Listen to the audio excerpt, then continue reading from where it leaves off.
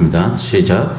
바울이 온 이태를 자기 셋집에 머물면서 자기에게 오는 사람을 다 영접하고 하나님의 나라를 전파하며 주 예수 그리스도에 관한 모든 것을 담대하게 거침없이 가르치더라. 아멘. 오늘 복음의 열정이 있습니까? 라는 제목 가지고 하나님의 말씀 증거하겠습니다. 제가 이렇게 날짜를 보니까 4월 10일부터 사도행전을 시작했습니다.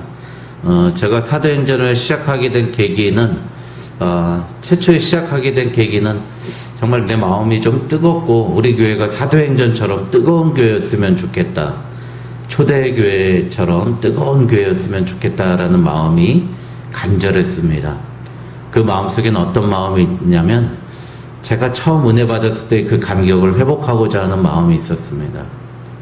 예수님 생각하면 눈물만 나고 사람들 바라보면 예수 믿지 않는 영혼 보면서 눈물 나고 정말 아무것도 부럽지 않았거든요.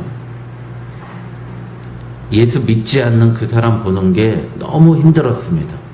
정말 그 마음속에 예수가 없다는 거, 그리고 그가 지옥의 영원한 형벌에 이 땅에서 고생만 한 것이 끝이 아니라 예수 믿지 않는 사람 이 땅에서 얼마나 힘듭니까? 계속 고생하잖아요. 힘들고 어렵고 불안하고 나의 죽음에 대해서 누가 해결해 줄지 모르고, 그래서 그 사람들 볼 때마다 마음이 안타깝고 괴로웠습니다.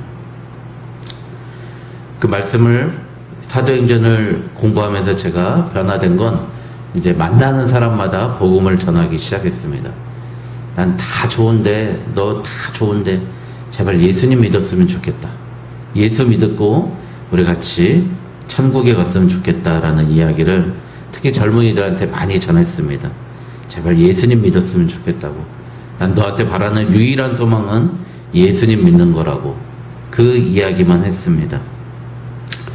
오늘 바울이 이제 마지막을 사도행전 28장 마지막을 보니까 자기 30절에 보면 이태를 자기 셋집에 머물면서 자기에게 오는 사람을 다 영접하고, 그러니까 2년 동안 자기가 재판을 받으면서 구금되어 있었습니다. 이제 가택연금이라고 그러죠. 집 안에서만 밖으로 못 나오게 연금을 당하고 있는데, 그런데 자기에게 사람들이 왔다는 거예요. 그러니까 우리가 착각하는 것이 있어요. 우리가 너무 멀리 복음 전하러 다니고 남편 자식 다 팽개치고 선교하러 간다고, 그거 어떻게 보면 그럴 때도 필요하겠죠, 물론. 그러나 자기 자리에 머물면서 하나님께 복음 전하는 것도 정말 필요한 일입니다. 31절에 보니까 하나님의 나라를 전파하는데 주 예수 그리스도에 대한 모든 것을 담대하게 거침없이 가르쳤다고 그럽니다. 여러분, 하나님에 대한 예수 그리스도, 하나님과 예수 그리스도를 전하는 것에 대해서 담대하게 거침없이 가르치는 저와 여러분 되시길 주님의 이름으로 축원드립니다. 로마서 1장 1절에 보니까요. 로마서 1장에 보면 이런 말씀이 있습니다. 내가 복음을 1장 16절이죠. 내가 복음을 부끄러워하지 아니하노니 이 복음은 모든 믿는 자에게 구원을 주시는 하나님의 능력이 됨이라. 먼저는 유대인에게요, 그리고 헬라인에게로다.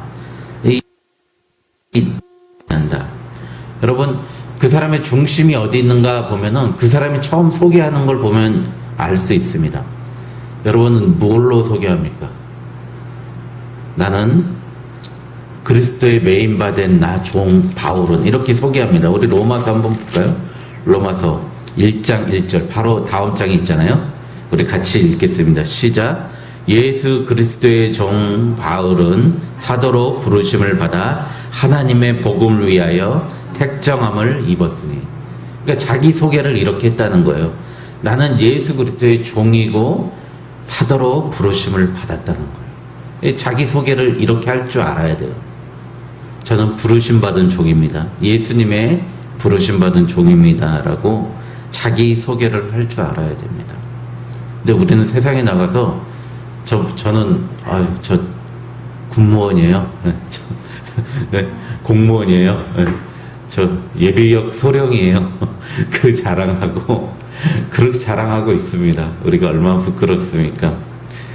우리 권사님은 그러셨겠죠. 예, 저 독수리 기업 대표예요. 그렇게 독수리 제가 사장인데요. 그렇게 자랑했을 겁니다. 우리 목사님도 제가 여기 소장입니다. 이렇게 많이 소개할 겁니다. 우리 사모님은 저는 청소년 상담사예요. 그렇게 소개를 많이 합니다. 물론 세상적인 소개도 필요하죠. 그렇게 하는데 진심으로 믿는 자들에게 전하고 싶은 자기의 소개는 오늘 로마서 1장 그 31절 다음에 나오는 로마서 1장에 그리스도의 종 바울은 하나님의 복음을 위하여 부르심을 받은 사람입니다. 우리는 복음을 위해서 부르심을 받은 겁니다. 아까 처음 말씀드렸듯이 우리가 그 복음에 대해서 그런 뜨거운 열정이 회복되게 해달라는 마음으로 사도행전을 공부했는데 사도행전을 말씀을 보면서 저부터 부끄러워졌어요. 제가 너무 복음을 그동안 부끄러워했구나. 젊은 청년들한테 복음 전하기를 꺼려했어요. 왜? 내가 오해당하고 박해받아고 또 사람들에게 종교 편향이라는 이야기를 들을까봐. 근데 아니더라고요. 그 고난이 나에게는 뭐라고요? 면류관이고 영광입니다. 내가 복음을 부끄러워할 이유가 하나도 없어요. 오늘 사도 바울의 이야기를 보면은 어디에 가든지 무엇을 하든지 나는 복음 전하는 사람으로 내가 죄수의 몸으로 이제 10년 동안 있었던 거 아닙니까? 예루살렘에서 2년, 로마에서 8년 해가지고 10년 동안 죄수의 몸으로 있다가 사도 바울이 한 60세에서 62세 나이에 죽게 됩니다. 순교하게 됩니다. 그러니까 사도 바울의 생애에서 자기가 복음을 전했던 것의 3분의 1은 죄수의 몸으로 있었던 거예요. 그런데 그가 복음을 전했던 3분의 1의 시간, 약 17년 가까이를 죄수의 몸으로 있을 동안에 그가 하나님의 복음이 널리 전파됐다는 겁니다. 우리의 처지와 환경이 아니라는 거죠. 어떤 분들은 그래도 목회자 돼야 복음을 전하는 거 아니에요? 전도사 돼야 되는 거 아니에요? 천만의 말씀입니다. 목회자다고 전도사 된다고 복음 전했으면 지금 다 됐죠. 지금 우리나라 목회자만 70만 명이에요. 70만 명 여러분. 1년에 3,000명이 목사 안수를 받습니다. 그러니 얼마나 목회자들이 많아요. 거의 100명 중에 1명은 지금 목회자라고 했거든요. 50명 중에 1명은 목회자라고. 그런데 다들 복음 전하는데 부끄러워하고 있다는 거예요. 내가 복음을 부끄러워하지 아니해야 되는데 부끄러워한다는 겁니다.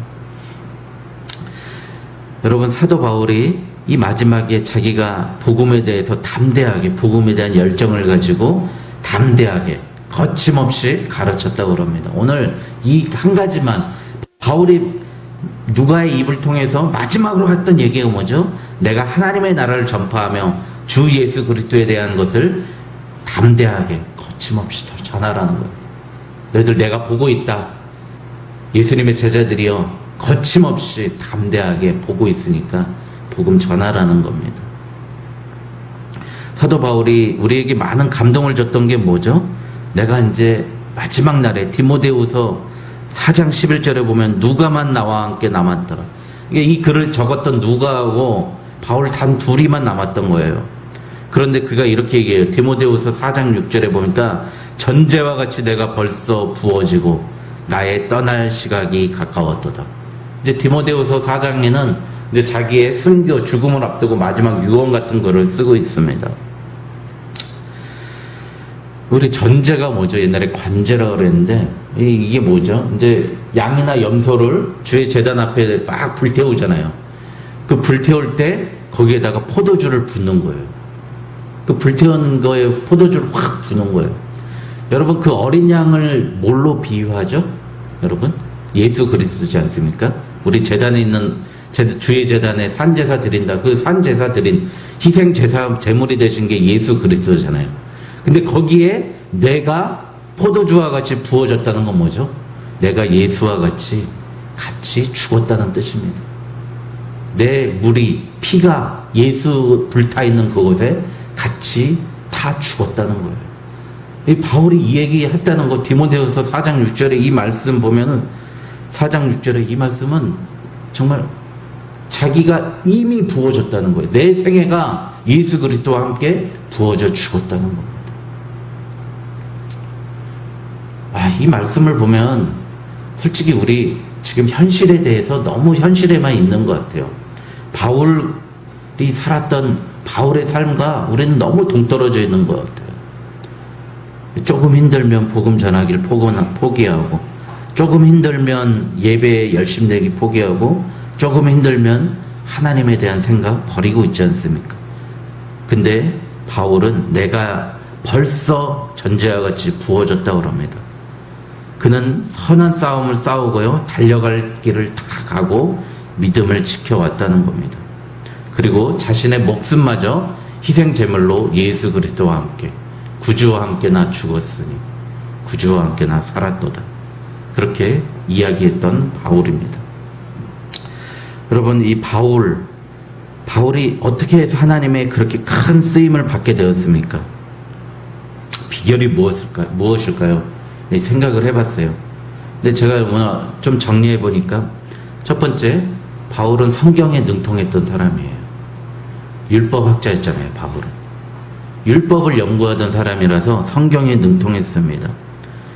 우리가 성경 많이 읽다 하지만 많이 못 읽잖아요. 그래서 우리가 성경에 능통한 사람이 되어야 됩니다. 적어도 우리가 아침마다 한 장 한 장 공부하는 이 성경이라도 잘 읽고 집에 가서 마스터하면서 하나님의 말씀에 대한 교훈을 배워야 될 줄 믿습니다. 두 번째, 바울은 학문에 능통했습니다. 그때 당시에 최고의 학문에 능통했어요. 여러분, 그때 최고의 학문은 뭐죠? 수사학입니다. 철학입니다. 어떻게 하면 말을 설득하면서 잘할 수 있을까? 플라톤이나 아리스토텔레스가 얘기했던 논리학, 요거에 대해서 많이 공부했던 사람이에요. 그리고 헬라어를 잘했던 사람이에요. 라틴어도 잘했던 사람이에요. 수사학, 말하는 방법에 대해서 배웠던 사람입니다. 지금 우리의 최고의 학문은 뭐죠? 지금은 우리가 이끌어가는 최고의 학문은 사실 인문학인 것 같아요. 고전인 것 같아요.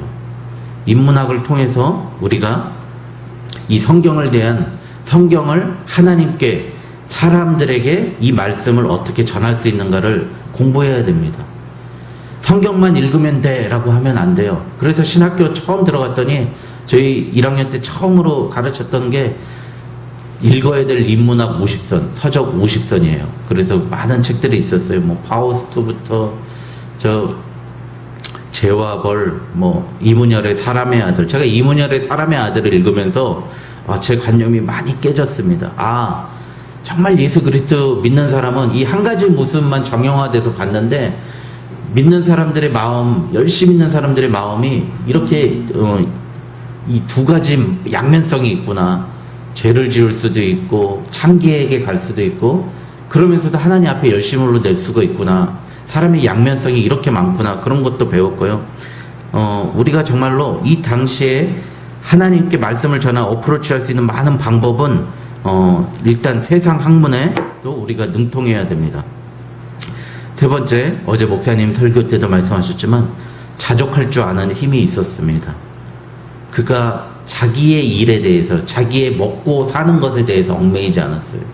저는 우리 그리스도인들이 자기 먹고 사는 문제에 대해서 자기 스스로 승리할 수 있는 힘이 있어야 된다고 생각해야 합니다. 그래서 우리 랍비들에게는 여러분들 특별한 기술을 하나씩 다 가르쳤잖아요. 랍비들은 그래서 책을 필사하거나 전문직이었어요. 그래서 공중 쓰는 일을 하거나 다른 사람을 대리하는 변호사를 하거나 자기가 먹고 살 직업 하나를 가지고 있었어요. 그걸 하나를 해야 랍비가 될 수 있었어요. 오로지 말씀만 하는 게 아니었어요. 랍비들에게는 한 가지 전문 기술을 가르쳤습니다. 대단하지 않습니까? 그 전문 기술을 가지고 너 물질에 휘둘리지 말라는 거예요. 네 힘으로 하나님 말씀 증거하라는 거예요. 자족할 줄 아는 힘이 있었습니다. 바울은 텐트 치는 일로, 지금으로 보면 건축업자죠. 집 만드는 일로 그가 자기의 일을 하고 있었습니다. 네 번째 보니까 오늘 사도행전을 보면서 여러분들 많이 느꼈죠. 바울이 로마 시민권을 가지고 있었기 때문에 엄청난 활동 반경이 넓었고 위기 때마다 건져줬어요. 여러분, 우리에게 로마 시민권과 같은 그런 어드밴티지가 있을 거예요. 자기 삶에 어드밴티지가 있습니다. 우리가 처음에 소개했던 것 있죠. 권사님은 사업의 경험, 이런 그런 경험이 많으시죠. 그게 어드밴티지입니다. 또 저는 공직에 오랫동안 있었지 않습니까? 그게 또 어드밴티지일 거예요. 우리 목사님 강의를 많이 하신 그 경험, 또 어드밴티지고, 상담을 많이 하신 그게 어드밴티지, 그게 활동 반경이에요. 지금의 바울의 로마 시민권과 같은 겁니다. 그런 걸 가지고 일했으면 좋겠다 하는 마음입니다. 다섯 번째, 단번의 회심으로 끝나지 않았다는 거예요. 저는 오늘 이 말씀을 하고 싶어요. 제가 처음에 얘기했던 말씀인데요.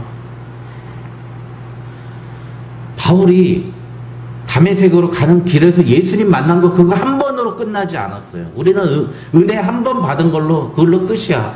이제 난 천국 가. 난 예수님 영접하고 나 하늘나라 가요. 그런데 보면 그 사람의 삶은 하나도 안 변하는 사람들이 있지 않습니까? 답답한 사람들이 있지 않습니까? 여러분, 철로역정 우리 공부할 때 어떤 걸 배웠습니까? 그 하나님의 나라로 출발할 때 가지 못하고 늪에 빠져서 다시 되돌아갔던 사람들의 가장 큰 고질병이 뭐죠? 고집과 변덕입니다. 여러분, 내가 예수님 만나고 영접했다 그러면서도 아직도 고집 못 버리고 맨날 이랬다 저랬다 고집 피우고 변덕, 이랬다 저랬다 변덕 피우는 사람, 절대 하나님의 나라 갈 수 없습니다. 그건 한번 맛본 거지 예수 그리스도를 영접한 게 아니에요. 내 고집을 꺾어야 됩니다. 아직도 고집 꺾지 못하니까 그 자리에 머물러 있는 거예요. 맨날 이랬다 저랬다 흔들리는 거예요. 3살 먹은 어린애처럼 이번 주엔 교회 가야지. 이번 주는 못 가. 이번 주에 봉사해야지. 다음 주는 못 가. 진들거니 있지 못하는 거예요. 그게 바로 마귀에게 사로잡혀 있는 거예요. 자기 고집을 꺾지 못하는 거예요. 우리 좀 편한 사람 됐으면 좋겠습니다. 누가 좀 해달라 그러면 해주고, 부탁하면 해주고, 내가 하겠다는 건 끝까지 하고, 그런 사람이었으면 좋겠어요. 사정 해야 되고, 하기 싫으면 못하겠다 그러고, 잠수 타버리고, 그런 모습 보니까, 그런 모습이 하나님 나라에 절대 천국에 갈 수 없어요. 솔직히 말씀드리는데. 예수님 만났다 그래도 갈 수 없어요. 철로 역정에 나오잖아요. 그 사람들 멸망의 도성으로 다시 갔다고. 여러분, 죽습니다. 그러면 고집 피우고 변덕스러우면 천국에 갈 수 없어요. 고린도전서 15장 31절에 형제들아, 내가 그리스도 예수 주 안에서 가진 바 너희에 대한 나의 자랑을 두고 단언하노니 나는 날마다 죽노라. 할렐루야. 여러분, 한 번의 회심이 아니에요. 날마다 회심이 있었다는 거예요. 사도 바울이. 날마다 죽음이 있었기 때문에 하나님의 이 복음을 감당할 수 있었습니다. 오늘 나 뭘로 죽어야 되겠습니까? 나의 부족함을 하나님께 내놓고 난 오늘도 전자와 같이 불태워집니다. 그런 마음가짐을 가져야 됩니다. 마지막으로 은혜 의식 속에 살았습니다. 바울은. 오늘 너희는 그 은혜에 의하여 믿음으로 말미암아 구원을 받았으니 이것은 너희에게서 난 것이 아니요 하나님의 선물이라. 에베소서 2장 8절. 이게 바울 신학의 핵심이에요. 지금 이상한 신학자들이 이 선물이 줘야 될 사람, 받을 만한 사람에게 줬다 그래가지고 이상한 이단 교리를 또 펼치고 있어요. 그런데 그 선물은 뭐죠? 받을 수 없는 사람에게 준 은혜라는 거예요. 은혜. 이게 바울 신학의 핵심입니다. 은혜에 의해서, 은혜 의식 속에 바울이 살았다는 겁니다. 여러분, 목사님들이 유일하게 할 수 있는 평신도와 다른 권한이 뭐죠? 축도지 않습니까? 이 축도를 가르쳐 준 게 누구예요? 바울입니다. 고린도후서 13장 13절.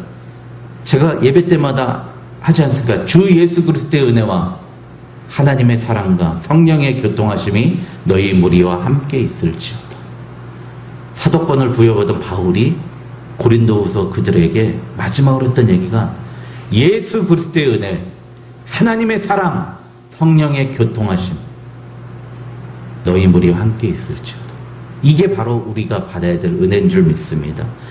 예수 그리스도의 은혜, 하나님의 그 끊임없는 우리에 대한 사랑, 오늘 이 자리에서 역사하시는 성령의 운행하심, 교통하심이 우리와 함께 있으라는 걸 선포하는 겁니다. 여러분, 바울이 이야기했던 그 은혜의 의식, 이게 예배 때마다 전파되고 하는 이유가 바울의 이 글이, 이 말씀이, 하나님의 말씀이 바울의 손을 통해서, 입을 통해서 모든 예배 때마다 선포되고 있다는 거 놀랍지 않습니까? 바로 은혜의식입니다. 은혜 아니면 우린 나아갈 수 없습니다. 그래서 바울은 처음엔 자기는 사도라고 그러지만 자기가 맨 마지막에 목숨을 내놓고 죽기 바로 직전에는 자기는 죄인 중에 뭐라고요? 괴수라고요. 예? 죄인 중에 대마 왕이라는 거예요. 난 사탄의 왕이에요. 마귀 왕이에요. 이렇게 고백했던 사람입니다. 은혜 아니면 살 수 없다고 자기가 고백했던 그것입니다. 사랑하는 우리 오직 예수교회 성도 여러분, 오늘 바울을 하나님이 사용했던 모습들 보면서 우리 감동이 되지 않습니까? 우리 앞으로 성경에 능통하고요, 이 세상 학문도 잘 배워봅시다. 우리가 복음 전할 거면 유튜브에 나오는 세상 유명한 강사들보다 더 잘하려고 한번, 복음 어떻게 더 잘 전할까 한번 연구해 봅시다. 내가 상담사면, 강사면, 또 케어하는 거면 어떻게 더 잘할 수 있는가 항상 능통하면서 연구하는 저 여러분 될 줄 믿습니다. 또 자족하는 마음 주시고요, 우리에게 어드밴티지 주신 것, 지금까지 주신 우리의 은사를 잘 활용했으면 좋겠습니다. 그리고 사도 바울처럼 나는 날마다 죽노라, 단 한 번의 회심이 아니라 날마다 죽는 오늘 하루 됐으면 좋겠습니다. 마지막으로 하나님이 나를 건져 살리셨다는 그 은혜의식 속에 살아가서 우리 교회가 사도행전 29장의 역사가 시작되길 주님의 이름으로 축원드립니다. 기도하겠습니다.